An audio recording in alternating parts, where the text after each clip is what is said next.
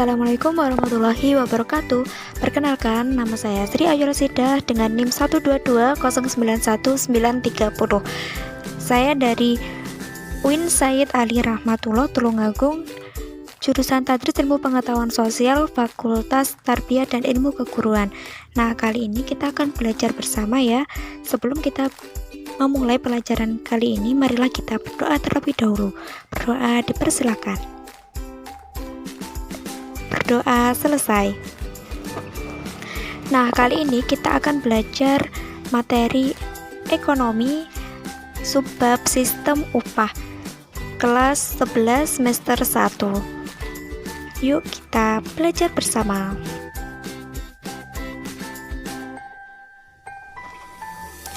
Nah, pada subbab sistem upah ini kita akan belajar tentang pengertian upah, teori upah, jenis-jenis upah yang berlaku di Indonesia.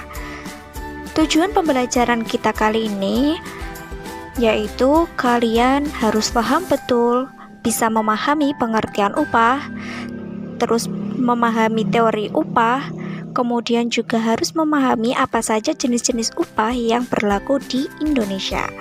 Yuk kita bahas satu-satu. Nah, sebelumnya kalian sudah tahu belum apa itu pengertian upah? Ya, pengertian upah adalah hak yang diterima dan dinyatakan dalam bentuk uang sebagai imbalan terhadap jasa pekerjaan yang telah dilakukan.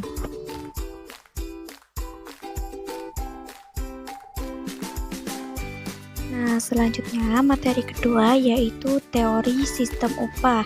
Ada 3 macam, yaitu yang pertama teori upah alami, di mana pertama kali dikemukakan oleh David Ricardo, yang menurutnya upah alami atau normal adalah upah yang besarnya bergantung pada kekuatan permintaan dan penawaran tenaga kerja di pasar.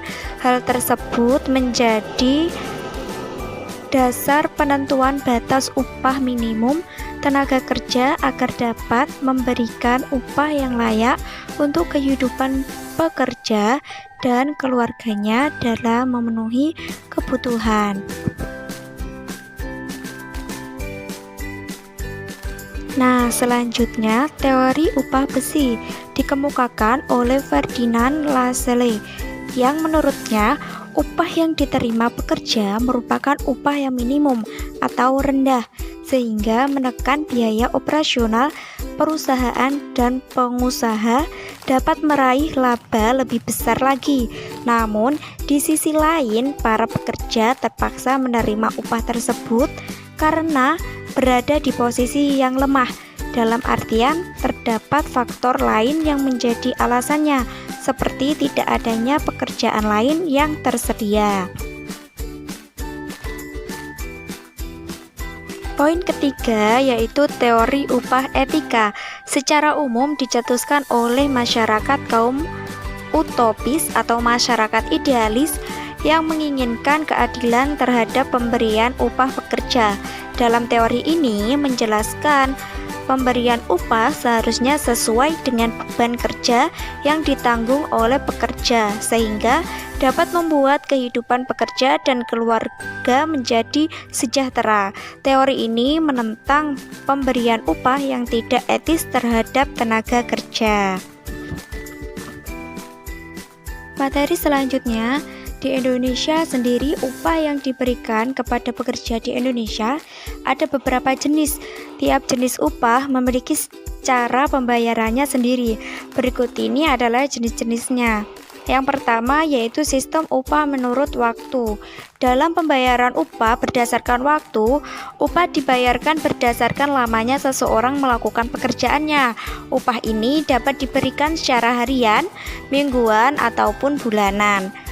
Nomor 2 yaitu sistem upah borongan, di mana upah borongan adalah upah yang diberikan pada awal pekerjaan suatu hal sampai dengan hal yang tersebut selesai, tanpa adanya penambahan upah jika ada penambahan pekerja.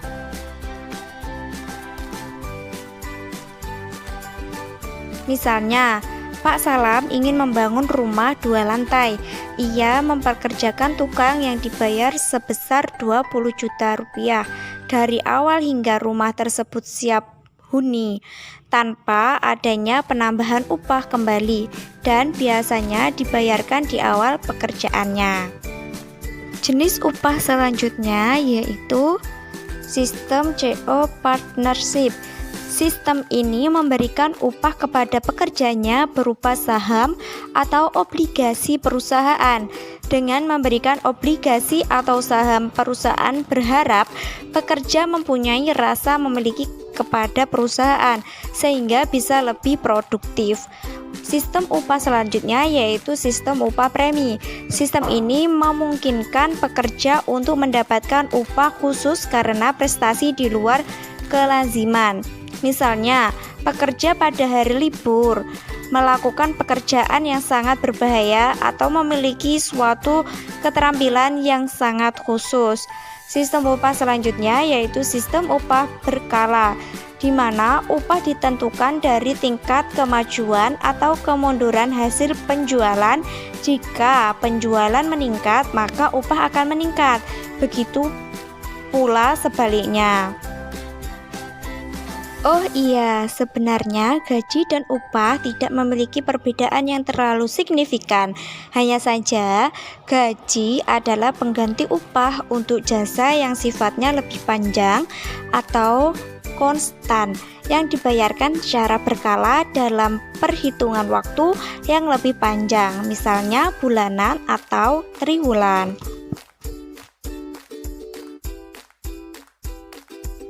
Nah, itu tadi materi sistem upah.